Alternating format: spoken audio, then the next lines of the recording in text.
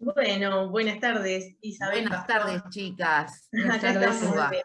desde la Asociación de Intérpretes de Lengua de Señas del Uruguay, bueno, con motivo del 30 de septiembre, que es el Día Internacional de los Intérpretes, era que teníamos la excusa perfecta para, bueno, charlar un poquito acerca de nuestra profesión, y nada, en la primera persona que pensamos, bueno, como referente, como coda, como intérprete, Sí. invitarte a ti, por eso te agradecemos este rato que vas a compartir con nosotras, y bueno, queríamos conocerte un poquito, si bien has sido profesora nuestra, así que hemos sido has sido parte de nuestra formación. Conocerte un poquitito más y que todos te conozcan también. Así que bueno, vamos a hacerte unas preguntas para eso. Gracias. Bueno, ¿cómo no? ¿Cómo no? Bueno, Isabel, como pionera de los intérpretes, sos ampliamente conocida y reconocida tanto en la comunidad sorda como por los intérpretes. Y si bien muchos te conocemos, nos gustaría que nos dejes tu testimonio de primera mano de lo que ha sido tu experiencia como intérprete. Entonces, en principio, que nos cuentes sobre tu historia, cómo aprendiste la lengua de señas, cuál es tu vínculo con la comunidad sorda. Así que vamos a los inicios de todo esto. A los inicios de Isabel Pastor. Bueno, como ustedes saben, ustedes cuando aprendieron la lengua que ustedes están hablando, no se acuerdan cómo la aprendieron. La, la, la adquirieron, pero no se acuerdan. Y bueno, a mí me pasó exactamente lo mismo. Yo adquirí la lengua naturalmente, la lengua de señas. Porque yo tengo la diferencia con otros hijos de padres sordos, que yo vivía con mis padres, los dos sordos. O sea, no había interferencia ni influencia de personas oyentes. ¿Sí? Más vecinos, algún fin de semana, en la casa de mis abuelos, en la casa de mis tíos, por parte de mi madre, más que eso no, y después cuando empecé la escuela. Y el otro día, mirá tú, hicieron un seminario las estudiantes de quinto, porque primero se hizo de coda y después se hizo de los padres con hijos oyentes, padres de codas, para que contaran los inicios, ¿no? Y me picó la curiosidad para saber, porque mi padre jamás me contó nada y me queda mi padre todavía, ¿no? Pero me parece que no recuerda muy bien. Pero él dice que yo, o sea, obviamente él es sordo y yo me acuerdo que yo no hablaba perfectamente el español, yo me acuerdo de eso, más que mis tíos, mi tía, sobre todo, una tía mía, sobre todo, se reía y me decía, así no se dice, me tomaba el pelo, y eso creo que me marcó mucho, ¿no? Por el español.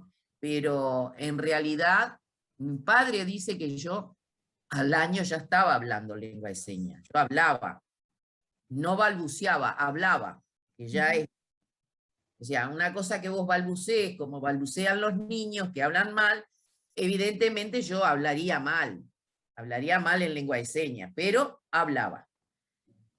Mi padre recuerda eso. Entonces, lo que me dice es que yo hablaba perfectamente el español a los 3 años, hablaba, discutía y hacía, pero si él no escuchaba, ¿cómo sabe él que yo hablaba bien? ¿No? Pero él creía que sí, las respuestas que tenía, él dice que eran correctas. Entonces, no sé, o sea, a mí me queda la duda, y creo que todos nos queda la duda de cómo, porque si yo me quedó esa marca de que yo no me corregían permanentemente el español, evidentemente yo no tenía una conversación fluida en español. Querría decir las cosas, yo qué sé, a mi modo, pero no. Hasta ahí me picó la curiosidad y se lo pregunté, lo llamé a España y le pregunté y me contó eso. Ahora, y yo como intérprete, yo creo que mi padre me hizo intérprete a la fuerza, me hizo intérprete a la fuerza. Mi padre necesitaba ir a un lugar y me llevaba a mí y me decía, vos tenés que decirme exactamente lo que dice la persona. Era muy exigente, ¿no? Esto que los intérpretes hoy en día dicen que hay que decir exactamente lo que, estar permanentemente interpretando. Bueno, mi padre exigía eso, me exigía algo y de acuerdo, no de acuerdo a mi edad. Claro. ¿De qué edad estamos hablando aproximadamente? Estamos Lo que usted nos hablando recuerda. de 3, 4 años. Tenía 3 o 4 años. Yo no tenía mucho más. Y yo recuerdo perfectamente todo eso. Y bueno, mi padre me llevaba, o sea, a la asociación de sordos iba permanentemente. Mi madre enseñaba corte y confesión. Había un hogar de las sordas, que mi madre iba y enseñaba tejido a las sordas que había. Yo jugaba, yo me acuerdo que jugaba, pero a ver, yo siempre estaba ¿con quién? Con sordos. Y si no, con codas. Jugábamos con codas que no existe hoy en día. Los codas vos no los ves, los niños. Antes, en aquella época, nos juntábamos todos, era la reunión más grande. Entonces mi padre, claro, una persona que trabajaba siempre en la comisión directiva, que fue medio líder, obviamente nosotros estábamos ahí, al firme, ¿no? Los sábados había alguna actividad, ya íbamos, no es como ahora, pero ya íbamos. Y después me acuerdo que los domingos en la asociación, ahí atrás de la presidencia, en la calle Valdense, era un predio enorme aquello. Entonces había una cancha, de un lado había una cancha de fútbol de campo. Imaginen cómo era y después en el medio había voleibol o básquetbol. Y después había un parque con mesitas con su parrillerito. Miren qué grande que era. Y después había una cancha de bocha. En aquel entonces se jugaba mucho a la bocha. Entonces los domingos eran los días de familia. Entonces íbamos y se compartía y nosotros jugábamos todos, los niños. Y bueno, allí también Cándido y yo jugábamos muchísimo ahí. Claro. Como él, como muchos que hoy, algunos desgraciadamente se murieron, algunos codas, pero jugábamos todos ahí. Y bueno, siempre estuve ahí, dentro de la comunidad sorda. Cuando empecé, cuando yo tenía 7 años, o sea que mi madre empezó, cuando yo tenía entre 5 y 6 años, mi mamá empezó a enfermarse. Y fue un día que mi madre le apareció un bulto en el seno, ¿no? Un bulto negro, era aquello bien marcado está. Claro, imaginen ustedes que yo con 6 años todo lo veía todo enorme. Para mí era todo enorme, hoy lo miro y todo es chico, ustedes ya saben eso, ¿no? La mirada de un niño a lo que es de adulto es todo muy distinto. Entonces, yo la acompañaba a mi madre al médico, al hospital de clínica, me acuerdo. Entonces empezaron que, no, porque me dio un golpe, yo qué sé, yo no me acuerdo qué golpe era, pero ella me dijo que era un golpe, que se le había caído un taco. Entonces le dijimos todo eso al médico, el médico le dijo que sí, qué sé yo, qué sé cuánto, y después descubre que está embarazada, al mismo tiempo. Entonces, claro, a todo esto yo no tenía ni idea de lo que tenía mi madre. Y lo que tenía era cáncer. Pero yo el proceso lo acompañé siempre para interpretar, siempre para interpretar. Por eso yo, si no hubiera sido, o sea, mi carrera frustrada fue la medicina. Yo hubiera sido medicina y cirujana. Siempre me fascinó eso.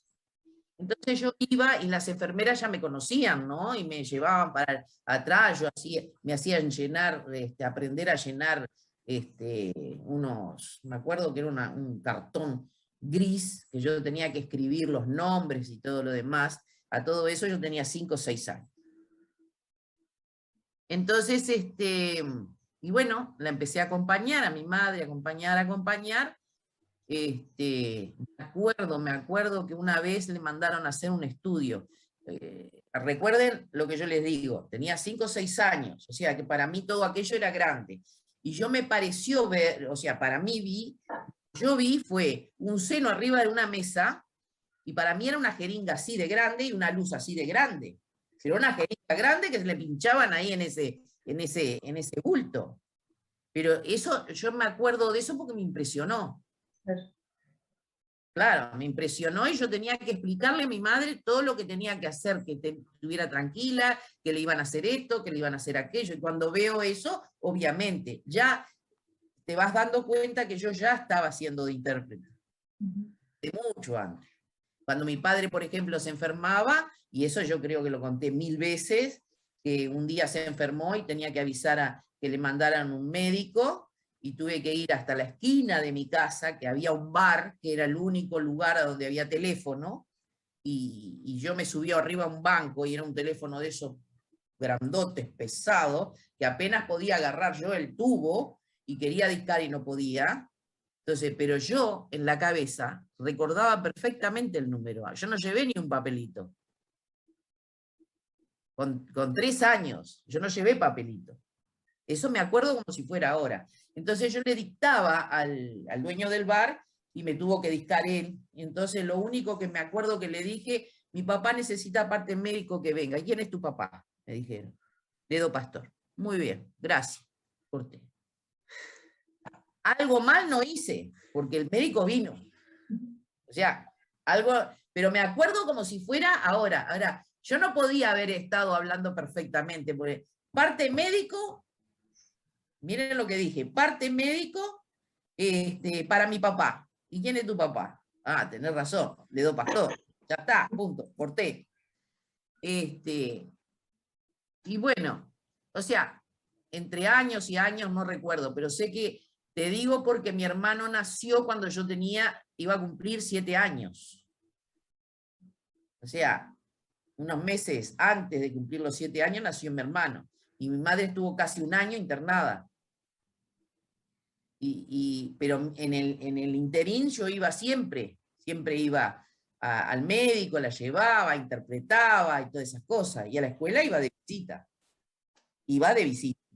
Eso, pero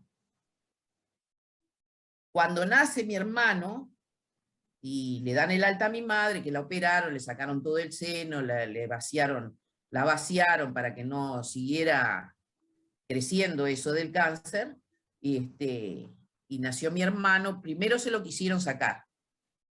Le quisieron que estables para que abortara, y no lo pudieron hacer. Y bueno, ahí nació mi hermano, y empecé a acompañarla, a mi madre al médico, con mi hermano, entonces la que hablaba era yo, por eso todas las cosas de mi hermano era yo. Ahora, mi padre tenía por costumbre, o sea, siempre los sábados, domingos, mi padre tenía por costumbre de estar compraba bizcochos de mañana, compraba el diario, la leche y qué sé yo, venía, hacía todo y se acostaba a leer el día. Entonces, ahí me gritaba. Entonces me llamaba y yo venía corriendo y me metía en la cama con él, ¿no? Entonces, mi papá agarraba el diario, mirá vos, con 3, 4 años tenía yo, agarraba el diario, empezó las letras grandes, ¿viste? Los diarios en aquella época eran así de enormes, qué vieja que estoy. Bueno, y claro, ahí empezó con las letras, después con la palabra, y qué significaba. Y por ser yo oyente tenía que saberlo. Entonces, el lenguaje periodístico, imaginen ustedes con 4 años, 3, 4 años, ¿cómo iba yo a entender? Y cuando yo no entendía algo, mi padre me decía, ¿cómo? ¿Cómo no sabes? Si vos sos oyente, si vos escuchás, ¿cómo no sabés? Y yo quedaba en un estado, por eso yo digo que mi padre me hizo intérprete a como dé lugar, yo quedaba en un estado de nervios tan grande, que cuando me levantaba, me vestía y cuando podía escaparme, me iba a los apartamentos de al lado, golpeaba y le decía, ¿qué quiere decir tal palabra? Claro. las personas me abrían la puerta, ¡ay, Isabelita! No sé qué. Y yo decía, ¿qué significa? No me acuerdo. Una palabra que había, que yo no sabía el significado. ¿Y de dónde sacaste esa? Claro, se sorprendían. Claro. Porque yo le hacía preguntas de palabras que no tenían, para una niña no era. Claro. Entonces me explicaban con su santa paciencia, qué sé yo, bárbaro. Entonces iba a mi casa y le decía a mi padre, yo ya sé lo que significa tal cosa. Sí, me decía mi padre, bueno, decime qué es. Y yo le explicaba y todo, y le daba el ejemplo, y esto, y aquello, y lo otro. Siempre fue así, siempre fue así. Por eso esa permanente curiosidad por conocer, por saber, por leer, siempre estuve ahí atenta a todo eso. Después, bueno, mi hermano tenía 3 años. A ver, espera, 3 años. Sí, a los 3 años de mi hermano, mi madre empezó a tener tos y tos y tos y tos. Y bueno, ahí otra vez, el médico, venir, ir, venir y venir. Y bueno, yo la acompañaba, me acuerdo que yo era chica y miraba por una puerta. ¿Se acuerdan? Ustedes alguna vez tienen que haber visto esas puertas grandes de madera y que arriba hay como un vidrio. De El ojo de vidrio. buey. Claro, pero cuadrado grande, ¿no? Entonces yo me subía arriba de un banco y miraba para adentro a ver qué le hacían a mi madre. Y mi madre era una especie, era cobalto, ¿no? Era una especie de cama, como esas camas solares, una cama solar. Entonces mi madre entraba, cerraban ese aparato, ¡boom! Cerraban. Y yo miraba todo eso, para mí era impresionante, ¿no? Y la cosa empezaba, subía esa cama, subía, y giraba fuerte, volvía a bajar, despacito, bajaba, y ahí la sacaban. Entonces salía mi madre, bien, ¿está bien? Sí, bien, salía. Y yo la miraba y digo, ¿no estás mareada? No. ¿Por qué? Me decían. Entonces yo le expliqué lo que yo había visto. Entonces mi madre... Y un día, mi madre tenía esa costumbre. Mi madre era una mujer que tenía mucha didáctica, mucha didáctica. Yo me acuerdo que estaba en la cuna, mirá vos las cosas que me acuerdo. Estaba en la cuna, que era de madera, con barandas, y mi madre de mañana, por ejemplo, de mañana cuando llegaba el otoño, ella venía y me llenaba la cama con hojas secas. Entonces me explicaba que empezaba el otoño. Entonces me daba toda una explicación, con toda una didáctica impresionante. Primavera, verano, todo. Entonces del viento, de esa. Le estoy contando pantallazos, ¿no? No les puedo contar toda una historia, pues son pantallazos. Me acuerdo cuando estaba enferma en cama, tenía varicela. Primero tuvo varicela mi hermano. Era chiquito y él me lo contagió. Entonces mi madre no teníamos televisor en esa época. No teníamos. Entonces mi madre se las ingeniaba. Radio, ni soñar. Radio no había. ¿Para qué? Si ellos eran sordos. No se acordaron que yo era oyente. Claro. Entonces, ¿qué hacía mi madre? Hacía cuentos, pero armaba un escenario en el dormitorio impresionante. Y se disfrazaba. Mi madre era modista de alta costura, y los retazos que ella tenía, ella lo armaba, y nos hacía cada obra de teatro que era impresionante. Bueno, esos son recuerdos que yo tengo y que, bueno, esas son vivencias que he tenido, ¿no? Y bueno, cuando chica yo cuando iba a la asociación, siempre había una persona que siempre ayudaba a los sordos, uno que otro. En aquella época, cuando yo era chica, había esposas de personas sordas que trabajaban en la comisión directiva. Había una específicamente, Maruja, la esposa de Pelufo. Pelufo, la oyente, era Maruja. era con una seña acá, que murió poco de 103 años. Longeva. Y ella era la que andaba para arriba y para abajo con los sordos, para interpretarles, para todo, ¿no? Después había algunos que venían y ayudaban, esa gente que, no sé por qué, o alguien les enseñaba, y los sordos tienen esa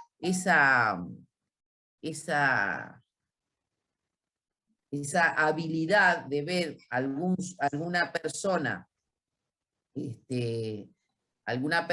oyente que maneja más o menos bien la lengua de señas y les enseña más para perfeccionarse.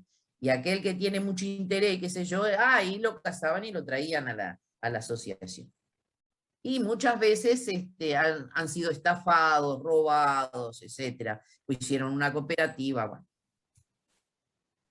Y esos eran los primeros intérpretes que hubieron, ¿no? Y después vino una coda. Y la primera coda que hubo ahí fue Ernestina Rizzo, que era así. Debe ser muy viejita si vive, no sé. Ella era la que, nosotros éramos niños y ella era la que nos castigaba, ¿no? Nos ponían penitencia. Que hablábamos mal o lo que sea, ¿no? O sea, habían lugares donde vos sentías que te ponían límites. Claro, nosotros cuando íbamos a la asociación, que jugábamos en todo, ustedes ven que yo tengo una voz muy fuerte. Gritábamos. ¿Quién nos hacía callar? Nadie. ¿Quién hablaba bajito? Nadie.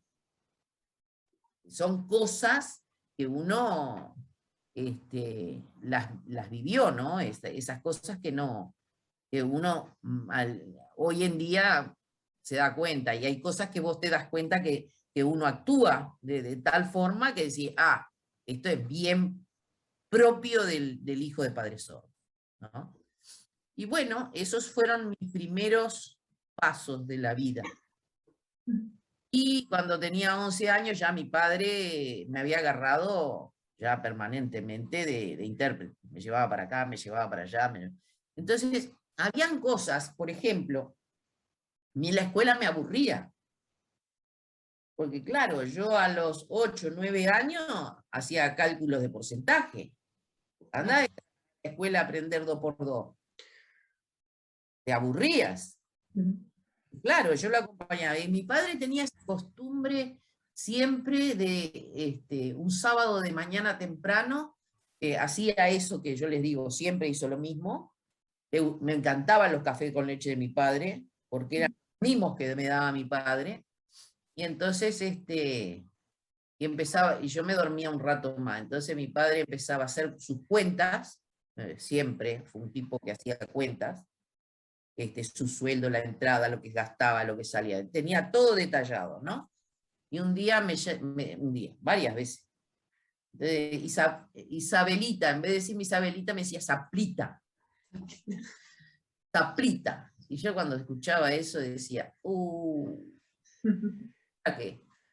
Tengo que salir a interpretar otra vez. Bueno, la cuestión que sí tenía que interpretar. Entonces, mi padre en ese entonces trabajaba en el correo. Trabajaba en varios lugares, pero trabajaba en el correo principalmente del Estado. Entonces, ahí eran socios de una cooperativa. Entonces nosotros comprábamos los surtidos en la cooperativa, qué sé yo, y veníamos. Entonces, no sé qué cuenta sacó mi padre, no sé qué, no sé cuánto. Entonces, mi padre me decía, mira, vos tenés que decirle esto, aquello, lo otro, bueno, que el porcentaje de lo que me descontó de mi sueldo.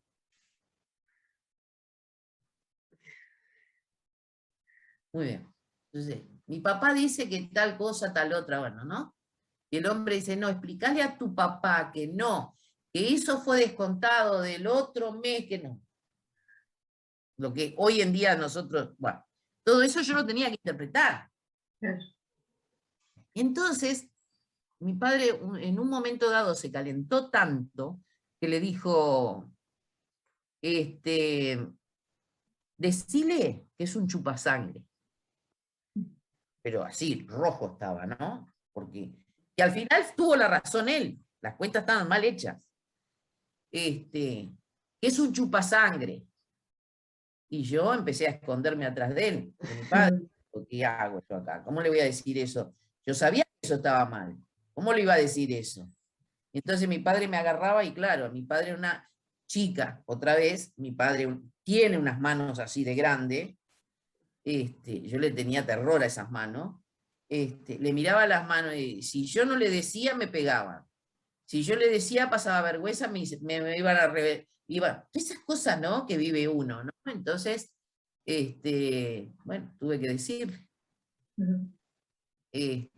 Dice mi padre que usted es un chupasaco de cosas, pero eso más bien les cuento como los inicios, cómo empezó las interpretaciones, ¿no? Pero más bien es como coda, ¿no? Como las cosas que uno Como que pasa. los primeros intérpretes de repente entonces fueron ocupados, o sea, el rol lo ocupaban más bien los codas, ¿no? Claro, todos los coda o quien ellos pudieran tener, claro. ¿Y ese era un trabajo honorario, Isa? Era como Totalmente, esas totalmente, interpretaciones que ustedes hacían. totalmente. Y ¿También te después, pasó de ir a otras, por ejemplo, que no fueran tus padres, capaz que acompañabas también a alumno amigo de tu padre, sí, sí, eso? En sí. esa Y misma... bueno, pero fíjate vos que mis inicios, bueno, cuando acompañaba a mi padre, bueno, ahí se terminó, cuando vino la primer televisión, o sea, perdón, la radio, cuando mi padre me compró una radio, me la daba solamente para que escuchara el informativo o un partido de fútbol, no me la daba para otra cosa, para que yo le interpretara. Fíjate vos qué entrenamiento que tenía, ¿no? Antes de lo que interpretaba. Pero bueno, y cuando vino la televisión, también me ponían, la televisión era aquellos armatoste grandes y al lado me ponían a mí parada para interpretar, para que yo escuchara. Fíjense en que lo que hacemos nosotros con ustedes, él me lo hacía ya de cuando yo era chica. Claro. Y bueno, empezó él, después venía un amigo, vino otro amigo, y la casa se llenó tenía unos espectadores impresionantes. Claro. Y Pero vuelvo justo a te repetir, queríamos preguntar también, ¿cuál fue entonces, cómo marcarías vos, cuál sería tu primera interpretación así como más formal? Más que cuando vos te sientas, digamos, como, que sientas, bueno, acá empecé a trabajar como intérprete, a tener un rol como más profesional, digamos, ¿cuándo marcarías eso? Entiendo que debe ser difícil, porque como que asumiste ese rol de intérprete desde pequeña por tu situación, claro. por lo que nos contabas, pero ¿cuál sería en lo que podrías marcar Ya, como... o sea, ya no, a los 12, 13 años ya empecé a acompañar a sordos, al médico, a hacer alguna entrevista, alguna reunión, alguna cosa. Ya a los 12, 13 años ya había empezado a hacer eso. Después me venían a buscar, por ejemplo, me acuerdo cuando empezó la dictadura en el 73, yo cuántos años tendría, 15 años, 14, 15 años. Me vinieron a buscar a la madrugada, no, perdón, hubo una asamblea, me vinieron a buscar de la asamblea que había en la asociación, me vinieron a buscar a la madrugada para que fuera a decir cómo habían sido las cosas en tal lugar que yo había ido a interpretar. O sea, que ya tenía la palabra ahí, ¿no? Y cuando la dictadura me llamaban para yo interpretar a las autoridades que venían. Esas cosas que íbamos haciendo, ¿no? Y Cándido empezó de muy chico también adentro de la asociación a trabajar, a interpretar, ¿no? Después cada vez empezó a tomar roles más importantes dentro de la comisión directiva y todo lo demás, los movimientos y todo lo demás. Cándido fue el que más trabajó, si se quiere, más profesionalmente. Yo también interpretaba. Él ya hacía otro tipo de cosas, más que él estaba estudiando derecho, y claro, lo llevaban a hacer muchas cosas, ¿no? Y después, claro, interpretaciones en las comisarías y todas esas cosas, ¿no? Y después, en el año 73, a mis 16 años, me fui a vivir a la Argentina. Y mi padre era socio de la Asociación de Argentina, y era profesor de voleibol. Ahí empecé a interpretar también. Me llevaban para acá, me llevaban para allá. Yo ya interpretaba, perdón. Perdón. ¿Hola? Sí.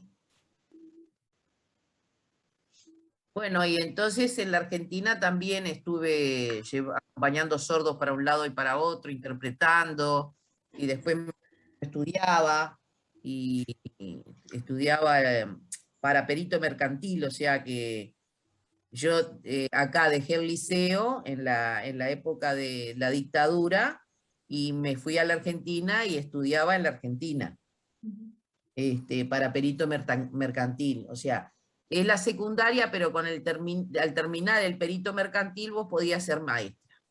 Una cosa así. Bueno, estudié allí, creo que hasta quinto de liceo. O sea, el liceo vendría a ser un quinto. Claro. Como perito mercantil. Después hice Utuacá. Y bueno, siempre cuando vuelvo de la Argentina, yo ya vuelvo casada con mi hijo y todo lo demás, y ya interpretaban los negocios de mi padre. Y ahí, en el negocio de mi padre, o sea, mi padre tenía la empresa. Entonces, la empresa, ¿qué pasaba? Ellos fabricaban juegos, futbolitos, pool, todo ese tipo de cosas, los fabricaban y los colocaban en los comercios a un porcentaje. Un 50% de fichas que se vendía quedaba para el comerciante y otro 50% para la empresa.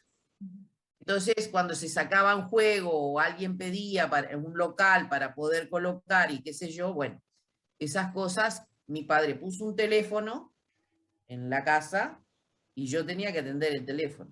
Claro. Ahora, miren ustedes otra vez la explicación de cómo yo podía interpretar simultáneamente. O sea, mi papá me obligaba, ya de grande, ¿no? Me obligaba a interpretar lo que él me decía, hablarlo, y lo que me decía el señor, interpretarlo simultáneamente.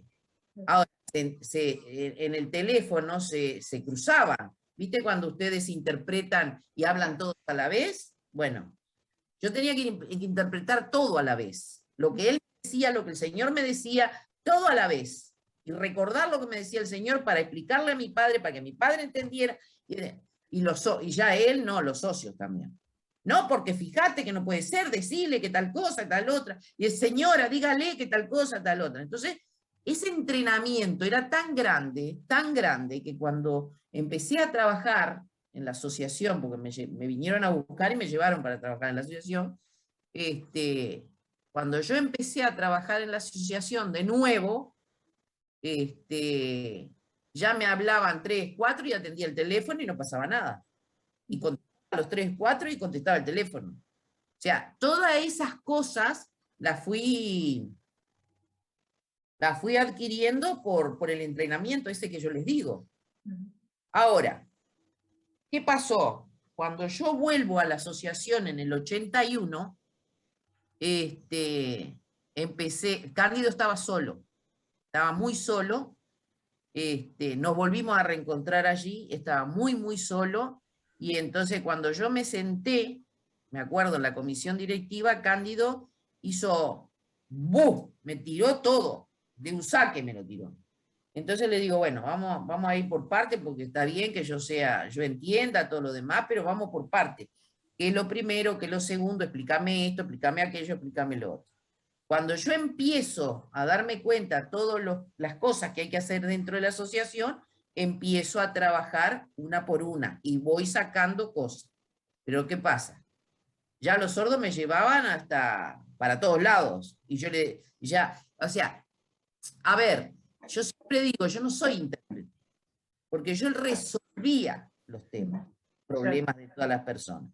Ustedes no se olviden que ustedes hoy agarran sordos que están preparados, educados. En aquella época no existía eso. Entonces vos tenías que resolver muchas cosas. no soy intérprete en realidad. Yo puedo ser intérprete dentro del Poder Judicial haciendo equipo con un juez. Puedo ser intérprete en la televisión porque no tengo que resolver nada. Ahora, no puedo ser intérprete de un aula.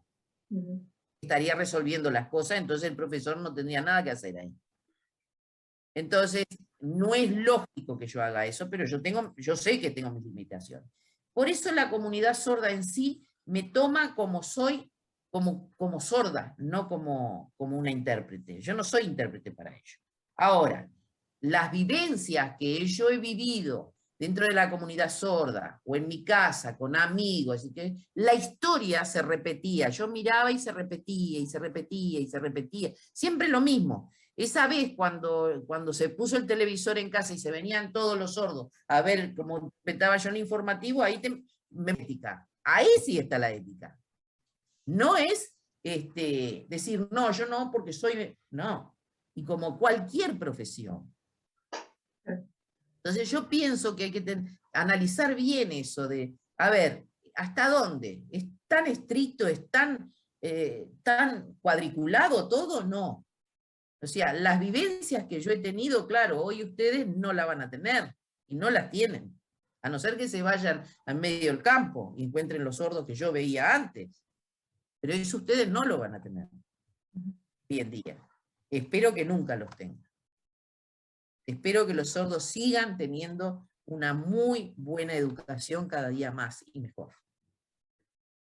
Pero no la que vivieron antes. Porque los sordos terminaban la escuela y no sabían a dónde ir. Si con suerte conseguían por algún acomodo un laburo, iban. O sea, hoy en día no pasa eso. Y todo eso empezó en el 91. Y hoy yo escucho a los... ¿Ustedes estuvieron en el seminario que armamos nosotros, que armaron los estudiantes de los CODA? ¿No estuvieron, no? No. Fue muy, muy interesante. Y uno de ellos, un paraguayo, empezó a decir, sí, pero acá los sordos no pueden, nosotros somos CODA y tenemos que seguir trabajando y hacer esto y hacer... Y yo lo miraba, ¿y qué le voy a decir yo? Mira, eso pasó acá hace 30 años, no le puedo decir eso. Pero en Paraguay todavía está hace 30 años en Uruguay. O sea, qué distancia, ¿no? Como nosotros fuimos a Suecia y hacía 30 años que ya tenían la experiencia, hoy nosotros estamos diciendo, sí, hace 30 años que tenemos esa experiencia. O sea, yo qué sé, y después de todo lo que le estoy diciendo yo a ustedes, los congresos, lo que yo aprendí, lo que no se puede interpretar, todo lo que les enseñé después, lo que yo les transmití a todos ustedes, eso lo aprendí con la gente internacional. ¿Tá? Ahora, en realidad, cuando los intérpretes terminan de trabajar, que tienen su buena paga en esos países, nosotros vamos gratis. ¿Te das cuenta? Nosotros, todos los latinoamericanos, fuimos todos gratis. Fuimos A los congresos. Para los congresos, el hotel, la comida, y estamos interpretando más horas que ellos. Pero nosotros no teníamos relevo, ellos tienen un relevo permanente. ¿Ah? Entonces, decían que no podíamos interpretar, era cada tanto minuto y relevo, cada tanto minuto y relevo, pero nos convocaban a todos, nos pagaban el pasaje, la comida y el hotel para estar las 24 horas interpretando.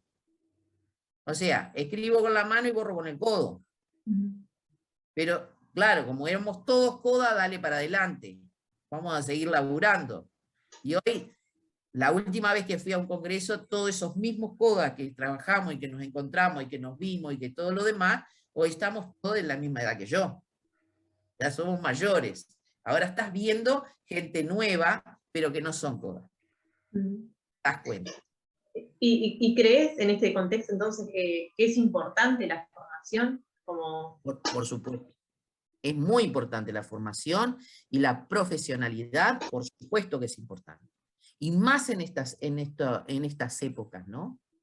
Si no, no hubiéramos hecho la carrera, no hubiéramos hecho la formación. O sea, acá fue por hacer una empresa, sino que fue por un objetivo, O sea, un trabajo para la igualdad de oportunidades, fue un trabajo para que los sordos estuvieran a la par de cualquier oyente, fue un trabajo para que los hijos de padres sordos no tuvieran que vivir estas cosas, fue un trabajo más social, si querés, siendo una tecnicatura como es hoy, ¿no? O sea que ese es más o menos la historia. Puede haber muchas más cosas que les pueda contar, pero en este momento no lo recuerdo. Y Pero si sí, querés dejarnos algún mensaje a quienes están ejerciendo hoy en día y a los que se acercan a la profesión con miras de ejercerla en el futuro, ¿qué nos dirías de la profesión?